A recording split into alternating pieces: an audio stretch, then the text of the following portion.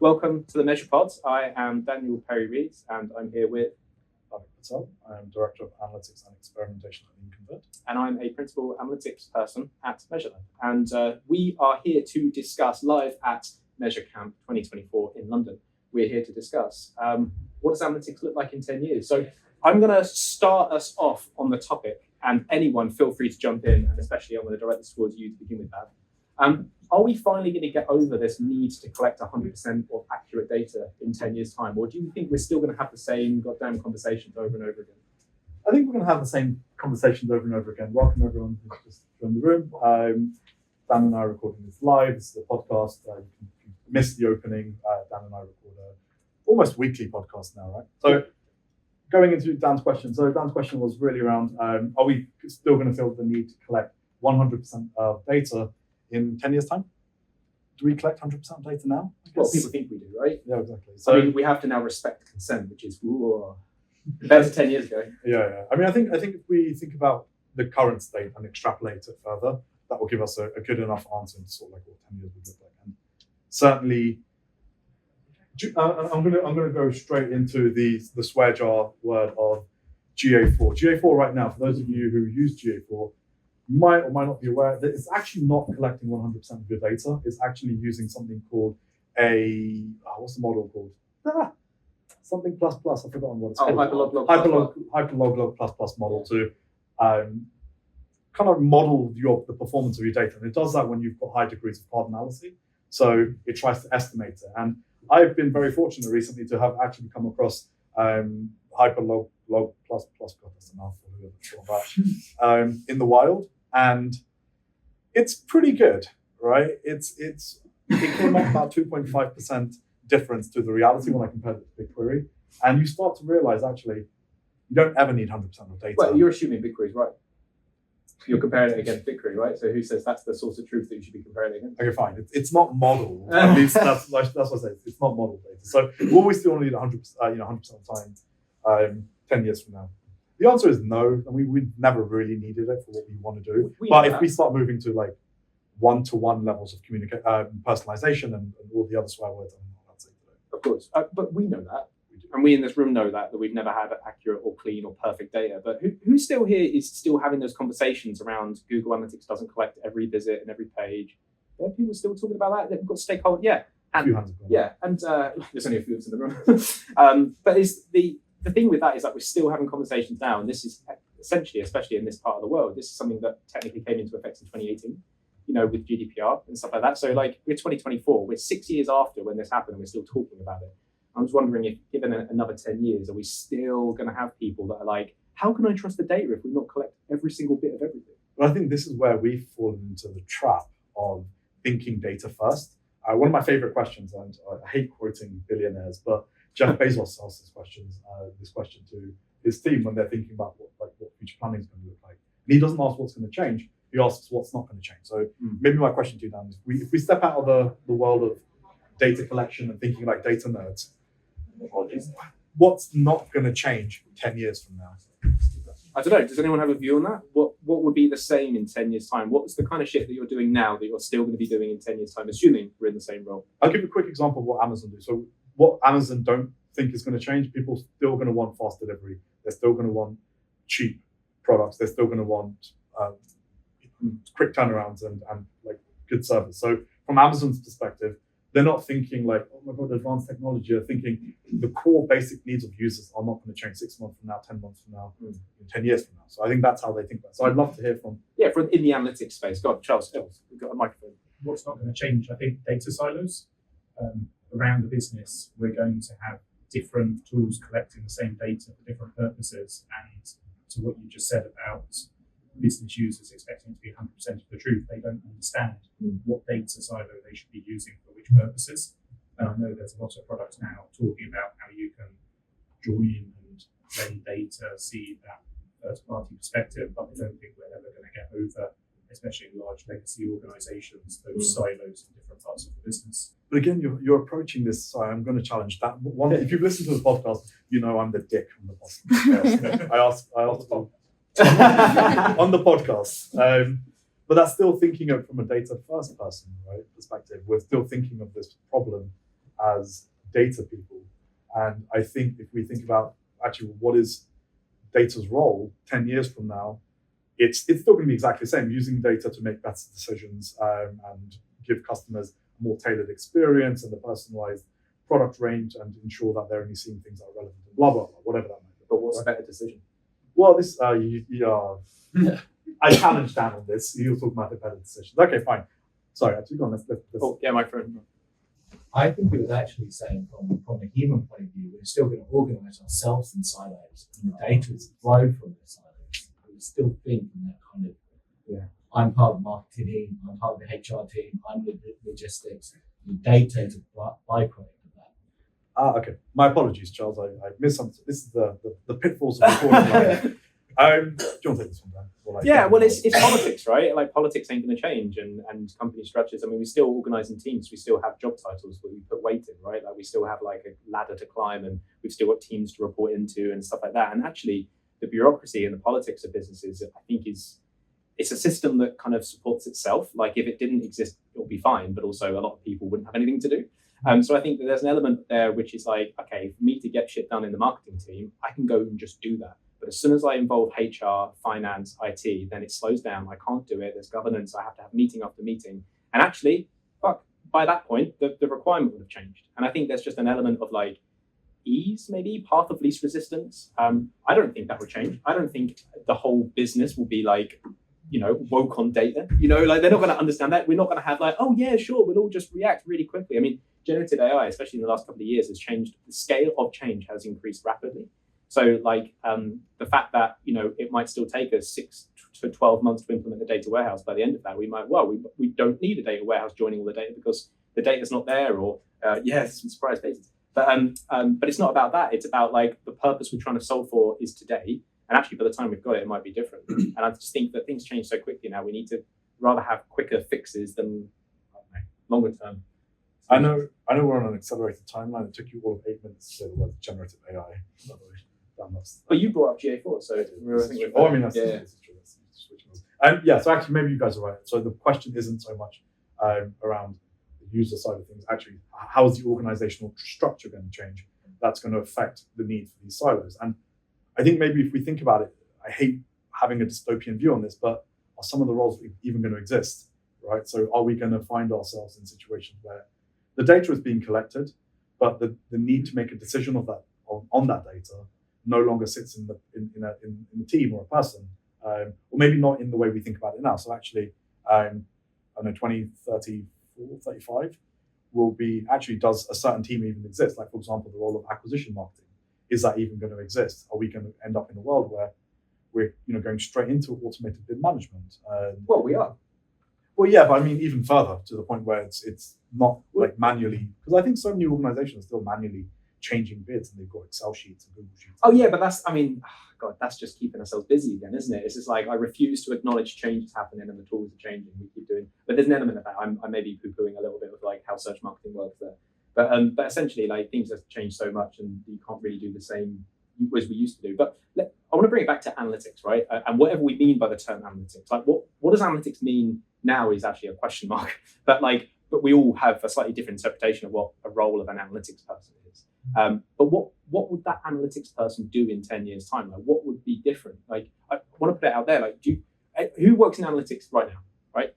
Okay, pretty much all of us, right? So what do you think you'll be doing in 10 years' time?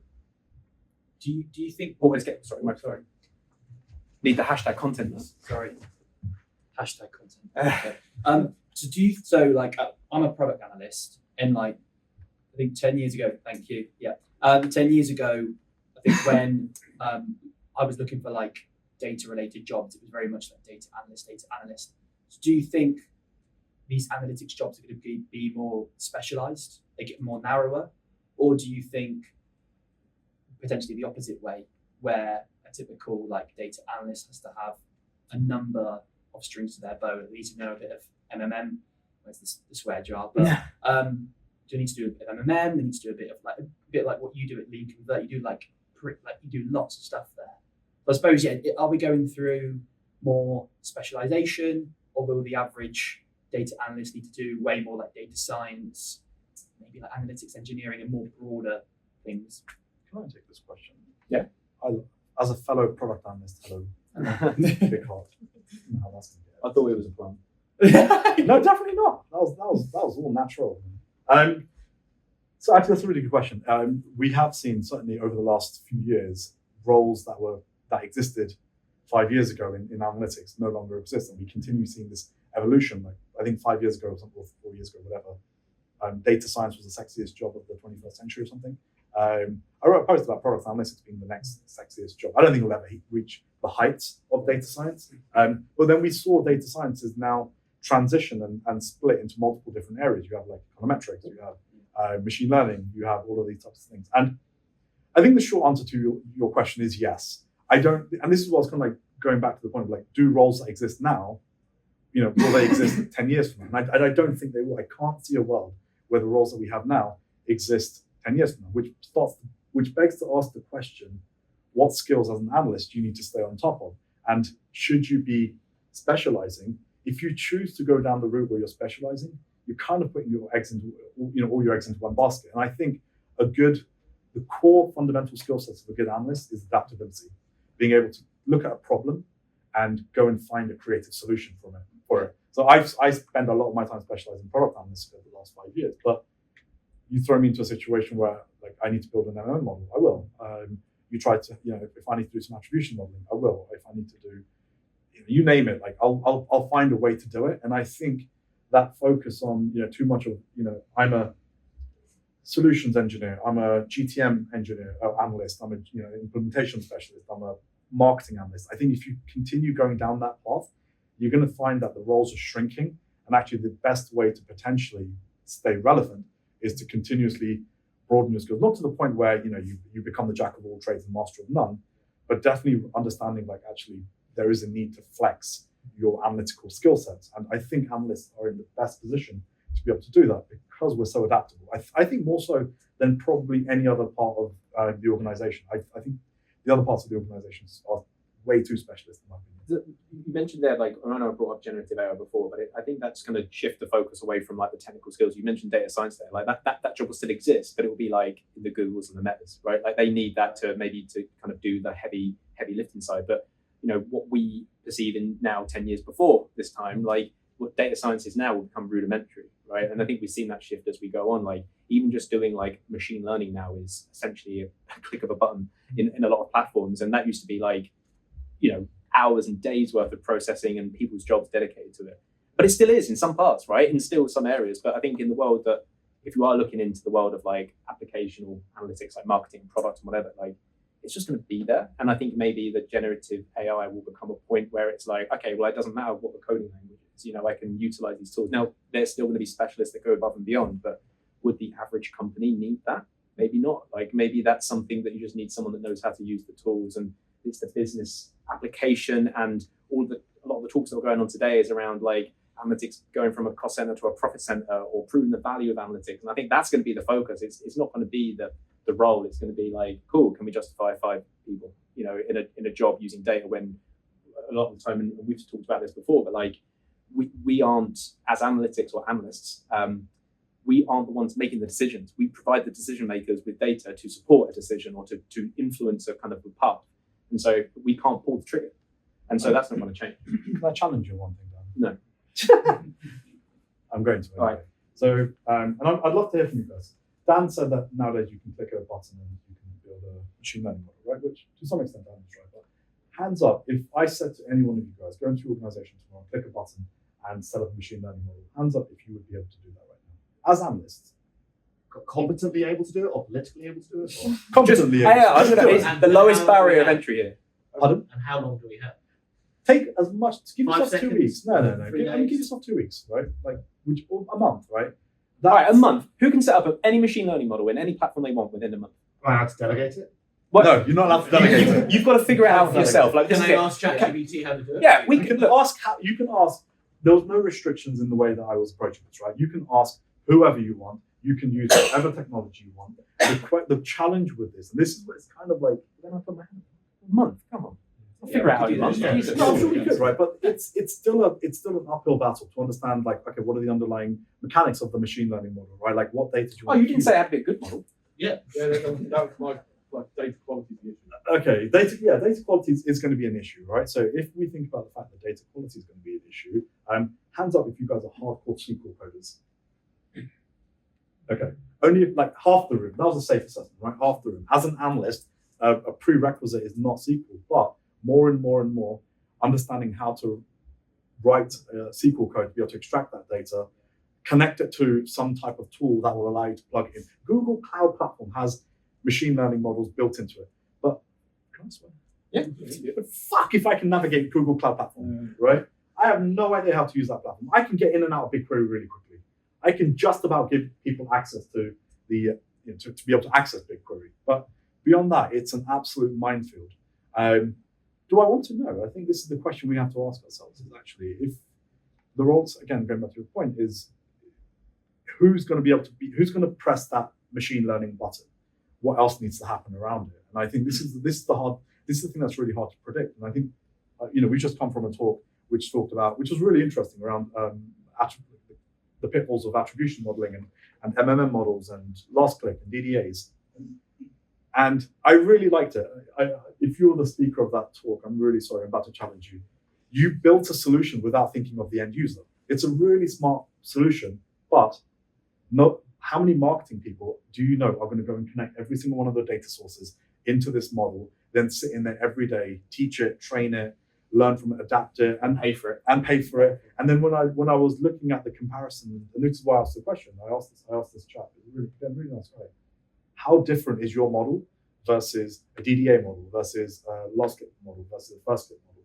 The answer is not that different. Yeah. So from a marketing perspective, you built a solution as an engineer without thinking of the end users because it's a complicated platform. I think things like machine learning there's still be someone who needs to push the button. We just need to know how to push those buttons. Should we go? There's a question. Yeah. If you've set up the Google BigQuery export from Google Analytics 4 and you're not really sure what to do with it, it's your first time using the GCP, then give us a shout. We're here to help. We're GCP certified, GMP certified, and of course, I can't stop talking about Google Analytics 4. So we're here to help you make the most out of that data and show you exactly how powerful it can be. The world of cloud databases and the Google Cloud Platform can be complex and overwhelming at times, but ultimately it's there to serve a purpose and to make the most out of the data you have. You can reach out to us by scanning this QR code, or you can click the link in the show notes to find out more, or you can just head over to measurelab.co.uk and find out a bit more of what we're about.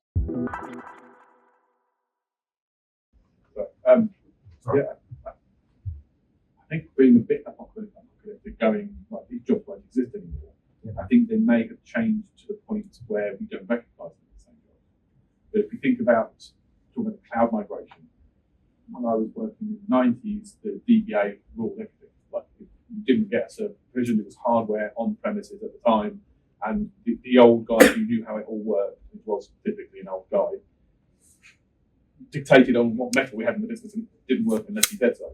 Now, I quite happily run most of my clients, and I don't have any kind of DBA type skills, but I can spin up a server. Oh no, I did double the size, but pay more, done. The DBA role doesn't exist anymore for most places until you need it to. And at which point, when you do hit a problem that can't be provisioned or you can't spend your way past it, somebody can come in and optimize the table, rerun the indexes, plan out the schema that needs to be done so your data warehouse can actually work on just being a big mess of a data lake that you can actually query. Turns out, hang on, didn't used to be a DBA, but now they're a cloud specialist, and effectively they are still doing what we would recognize as DBA type tasks. But we don't call them a DBA anymore. I think no database administrator. That is push a button, but somebody who knows what it should look like still has to exist. I think, and this is it. And actually, I can't remember where I think it came up potentially on a podcast that we were recording down. I can't remember. My memory fades me in my ripe old age of 39. Someone mentioned we spent ages trying to connect data sources. We're trying to build this single place where all of our data needs to go into and be used. Does it though? Like, does the marketing team or the product team need all of that in one place to be able to build the 360 customer view, blah, blah, blah, all of these things, all of those classic words? Do we need that? I think the answer is no. You love talking about, one of your favorite topics, I know, is modularization of analytics. And I love this as a topic, and I think you're absolutely right about this. We have, historically, we've come from these places where there's been one platform that ruled them all, right? It was an Adobe suite or a Google suite or something like that. And actually, more and more companies are like taking and shifting and putting pieces of the puzzle together. But it's great, but you don't always need to then rebuild the puzzle. You can have the pieces of the puzzle. You don't have to have the full picture, is my point. I think you can have like smaller puzzles instead of one big puzzle. So I think maybe 10 years from now, this concept of like having everything in one place for all of us to be able to go into, like, what's the point? It's the data mesh. Yeah. Yeah, I mean, this is the new buzzword, isn't it? Like the new thing is like, actually, it's all about having access to data. Then it's about centralizing data. Then it's actually, we don't need it centralized, and then we can just connect it all. So, yeah, sorry. I do hope we're going to be talking a bit more about ethics, because it's one thing to be able to sort of push a button and produce a model of X, Y, and Z, but do we actually need to be doing that? And what are the ramifications of doing it? And to say that we're complying legally is a sort of cat's way out. You can say, yeah, I'm doing this and legally we're all good and that's all fine. But to say that it's the right thing to do is a slightly harder thing to do. And to bring everybody on board and then to do that at a global level where ethics may be, there'd be a variance with different regions is a pretty hard task. But you don't hear an awful lot of that being talked about. I love this question because I put to Bhav a couple of days ago that this topic for this exact conversation should be ethical analytics, because we don't. Thank you for that. Like it's such an important thing. I shout to anyone that will listen about like people build products and they create an MVP, but that's not where you stop, right? That's the minimum viable product, and then you actually build the full thing. Becoming legally compliant with anything is an MVP. And it's like, okay, well, I'm working with a marketing team right now, and they're questioning like, what do we have to do to become compliant? I was like, well, what do you want to do to be good with your customers? What's the ethical approach that your company is putting on top of your customers? Like, I can tell you not to set a cookie without consent, sure, but like, what do you want to do? Like, what's your line in the sand? And I think it's such an important part of that, because who knows? Like, I mean, the whole legal compliance is just going to be button clicks. It's becoming easier and easier to deploy a cookie banner. It's out of the box. Google consent mode, Bing consent mode, Meta are doing the same thing. That will all consolidate and be automated at some point. But like, what's that step above? And I think there's some really interesting examples. I really like IKEA's example of where they went above and beyond, and they built in privacy by design into their platform, and every single time they're asking for a bit more consent and what you get for it. I like all that. A cookie banner's not the way to go. I love the fact that we're talking about privacy by design, and most organizations can't even do measurement by design. No. Yeah. So from a product analytics perspective, when we think about what good product development should look like, it's the code should be like bug-free, like a well-written piece of code. It should be solving a user problem. And the third most important point is it should be measurable by design. But product teams are still not even doing it. So to get to like privacy by design, it feels like the moon for a lot of companies. And I guess until there is a legal requirement or there is a monumental shift in having a very ethical approach to data collection, I just don't think we're going to get pushed for it. And I hate this as an answer to you. I know we've spoken about this before, actually, the whole ethics around data collection. And people need to challenge companies to be more ethical. So until people care enough about their own data, companies are never going to take that first step. They should, yes, of course. Is it going to be a differentiator from a commercial standpoint? Probably not. You could potentially be the first one there and give yourself a bit of a USP, but it's never, unless there is the people need to rise up and say, look, this is my data. How do you own it? And you do see it in some cases, but I think about GDPR as the biggest. Like, everyone waited for this wave of requests that come through around what data you're collecting, data deletion. And I remember I was working at Moo at the time. We were ready, like the entire team were like, guys, we're ready to delete. We've got all of our processes set up. We're ready to give people access to their own data. We had like 10 requests in the first week. And it got me thinking, like, why was this such a big deal, right? Of course, some companies got penalized and fined for not having proper laws in place. But beyond that, it just... I see it religious. Yeah. People actively trying to cause problems, haven't actually got a problem with it, but they're doing it just to troll all their patent trolls. Yeah. No client states literally that the God's solicitor's business is finding people who look being breached of California law, and then just targeting them, but basically holding them to ransom. Yeah. We charge 15 million, we'll have 75 grand now. Yeah. Who's had a conversation in the last couple of years about legal compliance with analytics? Yeah. Okay. Everyone. Who's had a conversation about ethical compliance in analytics? I want to say a third of the people that put their hand up. I think that's an interesting perspective, right? Like we're always clawing to become the minimum legal compliance as possible. But then, anyway, it was just interesting for my benefit. Who had the microphone? Yeah, what is ethics? To that point around privacy, would you guys agree that people say they care about privacy more than they actually do? Because you see a lot of talk about it, but when people see this cookie banner on websites, they just tap, etc. They're more than willing to give Facebook or Google or anyone all the data they want. You know what? You could replace privacy with anything. That could be personalization. It could have been whatever. And the question, like, do people care about it? I sometimes think it's like personalization, like privacy. I don't know how much people care about it, how much we want people to care about it. And I think there's a difference. Like, we care about it because we've seen it, right? Like, I've been there, man. Like, you weren't there, man. You're like, we know what it's like. We've seen the buckets and buckets of data that we're collecting. Like, shit, we have a lot of data here, right? And of course, we're ethical people, I hope. We're never going to use it in an unethical manner. You know what will make us more ethical? Collect more data. Yeah, this is true. 100%. Go on, Charles. I don't think it's that people don't care about it. I think we're in the 1% of people who understand it. Yeah. Most of the people clicking on your cookie banner have no clue what that means or what's happening behind the scenes. Or if it's even working. My wife doesn't care. I asked her, we've spoken about this, and she's just like, There was an interesting talk before this about ad blockers and getting around ad blockers. Oh. And someone asked the question, isn't this just futile? And I immediately started thinking of black hat SEO. And their basically answer was, well, you know, if clients are coming up to us and asking for this, then who are we to say no? They want to give us the money, then are we I going to think turn that down goes work? back to that question there about maybe we should be saying no. I will be, absolutely say no, yeah.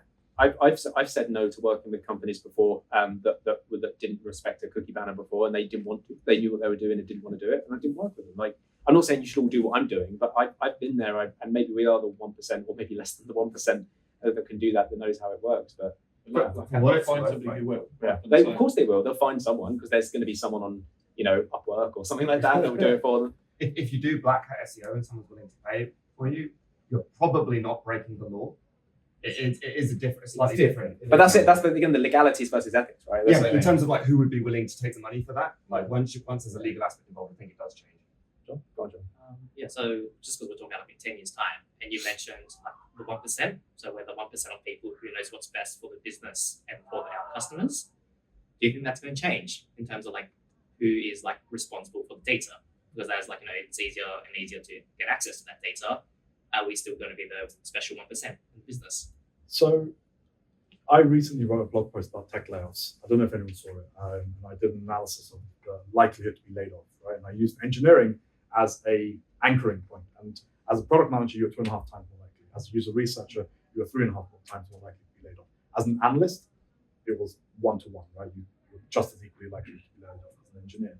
And I think this is going to come down to skills, right? Because are we still going to be, I think the 1% is going to merge with another percent in another part of the organization. And actually what you'll have, again, going back to kind of being able to do multiple things. Imagine you're a product man. One of my biggest problems with product people is that in that sort of like research, design, engineering, analytics is not even part of their sort of like holy trinity.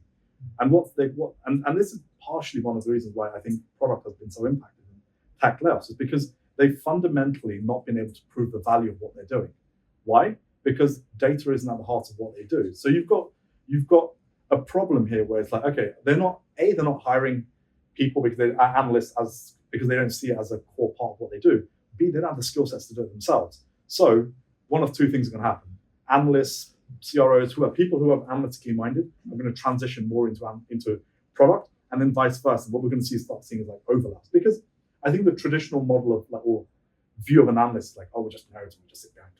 I'm fucking cool, right? I could do a product job, right? You could put me into any situation like that, and I've developed skills outside of just being a SQL monkey, right? And I'm cool, right? That's my choice. So. But my point is that we're gonna start seeing grey areas. Yeah, cool. And then just as a follow-up to the justifying the value as like an analytics team. So like I think like in the present day we are basically taking very like simple systems and making them more complex. So like an example is like, marketing attribution. All a marketer wants to know is like, where is my money being spent? But then we're adding all these like layers of complexity, like attribution modeling, just because it's like, the easiest way to explain to a marketer. That doesn't work. So we go like DDA and now MMM. Like, do you see a world where we're actually going to go from simple to complex back to simple? And then like you can't really hide behind. Well, with the complex, it might just be simple. By then, like we might be more familiar with like, modeling and machine learning. And if everyone and their grandma is using generative AI, maybe the concept of AI in our workflow doesn't make any difference anymore, becomes normal. I mean, the whole concept of cookies was like a mad thing, and it's still kind of unknown what is a cookie and stuff. But I don't know, maybe it just becomes normal. We just talk about it as if it's kind of expected. I think our ability to translate complex problems into simple solutions, this is where the magic is going to happen. Right now, again, that was a great talk, but trying to translate what this person had built in this product into like simple enough terms, it's really hard. So, and I'm not a natural mathematician. I did my degree in maths, but I'm not a natural mathematician. I used to go to school with guys who they just look at math problem, it clicked, right? It took me a lot longer to understand the problem. But when I understood the problem, I could explain it way better than those people. And I think one of the talents I bring to the table is my ability to translate complex problems. So if we're talking about progression into sort of like the future and what it's going to look like, of course, I think that typical view of like, yes, I'm a data person, that's gone, right? But the next step as data people is to be able to talk human language to people, right? And explain all of these things very clearly. And they could be complex problems, to your point, or they can be simple problems. Sometimes you can't avoid simple, complex problems, right? Like I used to wrestle with this, like, why should I lower my bar? Why can't someone come up to meet me? Like, stop being a dick, Bhav. My CFO said this to me, and he was one of the best CFOs I've ever had. All right, we've got out of time, by the way. So if you need to leave when you'll get some food, go ahead. We're not going to judge you for it, but we've got 2 more questions, and then we can start wrapping things up. Okay, go on. I'm just wondering if analytics is waiting for its black hat moment. And what I mean by that is that there's a thing called knowledge that a black cab driver in London would have to basically successfully sort of prove that they can do. And the knowledge is something kind of now that feels a little bit archaic and unnecessary, because now you just interface with the knowledge, and someone can be a cab driver and just interface with sort of the system that gives them the knowledge. And I'm wondering if we talk about 1%, we talk about sort of, do you feel like when you talk about these skills that you feel like you're talking about the knowledge, and that there might be a tipping point coming up where analytics has its black cab moment, where the black box, we just open the black box. So well, maybe the whole concept of it like changes. I mean, the thing about cab driving is that like everyone can see it and can see it work, and it's like we work in, I think, data here, it's safe to say, and I take a lot of value in like cooking or making something with my hands, because you can show it to someone and say, hey, look what I made. You can't do that with the work that we do. No one's going to look at you and be like, great model, or like good spreadsheet. Like that's the thing. But I think with us, no one can. It's only us that are judging ourselves and proving it. Like if I say I know Google Analytics, I can't prove that to someone that doesn't know it. But beyond that, I would liken the user of a taxi to the business. The user of a taxi kind of doesn't. I don't think it's apples. I don't think the comparison is apples and apples, if I'm being honest. I think it's fundamentally saying, can you drive this car? Can you drive around the city? And whilst you're doing it, can you talk to me in a very fun way and make a conversation? In this example, if I had to really pick at it, I would say that the role of the cab driver is not just, or the analyst is not just to be the cab driver, but it's also to say, this is actually where you're going to go, right? Rather than having the passenger tell you where you want to go and you just help them get there. I think it's going to be, actually, you think you want to go this way, but this is where you really need to go. Or the screen. You don't need to know, because it's 5 p.m. on a Tuesday, I know because I've got the knowledge that going this route is the best route. The interface just tells you. No, I'm not talking about route, I'm talking about the destination.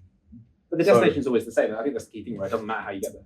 I think that's the whole point of your question, right? I just so the cab driver's got the soft skills that you're mentioning, but he's operating a black box, which is effectively what Google makes him, but they're all just pushing us towards this. That's us now, isn't it? It is, yeah. I don't know, it's a good question. Should we take this one? You both loop back to something I was thinking earlier, which I think is partly why we still have black cabbies, and also partly why we still have paid search analysts.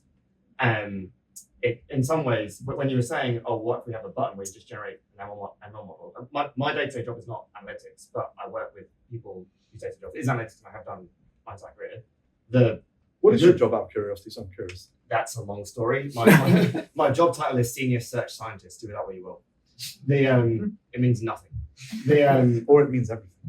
Definitely nothing. If I just turn this off, maybe. What I would say is like the good ones, the good analytics professionals that I work with are not the people that could spin up an ML model in a month or 35 seconds. They are, or not at all. They are the people who understand the like nuts and bolts of the data that's coming in, so they know when it's broken or whatever. They understand the context they're working in, whether that be the marketing channel or whatever, to some degree. But more importantly than any of that stuff, they understand what something's significance is to the business, and they can communicate that. And that's all irrelevant to whether I've got the ML model go button or not. It's all irrelevant to whether I've got the knowledge at the push of a button or not. It's why I would still go for a black cab driver sometimes and not an Uber. It's why I would still hire a paid search agency that has PPC analysts, even though they could just be using the automated model. It's because they can communicate those things upwards and the significance and identify when something's wrong, which I'm not looking at. So question to you then is: do you think that's going to change in 10 years' time? No. I agree. I don't think it's going to change in 10 years' time. I think this is. I'm going to tell a really funny story. I worked with this guy once. I didn't directly work with him. He was a data scientist based out in India, and he was given a task. I was like, "Where's this guy gone?" He's like, "Oh, he's working on some really cool data science project on attribution or something like that." I can't remember exactly what it was. And he went away for like a month, and he came back, and his recommendation was to put more money in PPC brand. And it was like the worst. Like I couldn't believe that after a month's worth of work, that was the recommendation. There's the story he could have told for that recommendation, right? Yeah. But that isn't it. No, I mean, no, it's not even. How do you suddenly put more money in PPC brand, right? PPC brand, by its very nature, Was there any money in there before? Yes. Oh, okay. Right. But he was saying like we should spend more on PPC brand. It's like, well, no, the market dictates how much PPC brand we put in, right? We're not going to. So if we're hitting market cap on people searching for our brand term, you can't suddenly go and spend more on PPC brand. You have to do other activities. And I think this part and this context was completely missed. And I think this is where you do need domain experts. But the problem with this is when you look at that, and I know a lot of like PPC analysts, again, very bright. But when you ask them to look outside of the PPC space and that ecosystem, which is part of a much wider ecosystem, how do you start bringing in things like TikTok and Facebook and YouTube and understand actually how is that driving your PPC like your PPC analytics? It could be doing like your PPC. When we think about top of the funnel and bottom of the funnel, and PPC is largely a pull channel where people are coming to you, right, rather than having stuff pushed on you. But there is an element of those push channels like YouTube, TikTok, blah blah blah, that are driving to that, and being able to understand actually, is this is this happening through organic means, or is this happening through something that's happening outside of it? This is the $100,000 million question, which we're going to have to end it on, unfortunately, because we've taken more of your lunchtime than we actually intended to. Before we do that, we've got 3 mugs and some stickers to give away. So I want to say, first of all, my favorite question of all time, ethics. If you'd like a mug, I shall give you some mug and some stickers. Thank you for your contribution. Right. I am going to pick the product analyst and this gentleman over here. All right, give us some nothing. stickers. All right, well, thank you everyone for being part of this. Who knows if we even clicked record or anything, so hopefully you'll see this in the feed. Like, subscribe, all that other jazz. Enjoy the rest of your day, and yeah, thanks so much.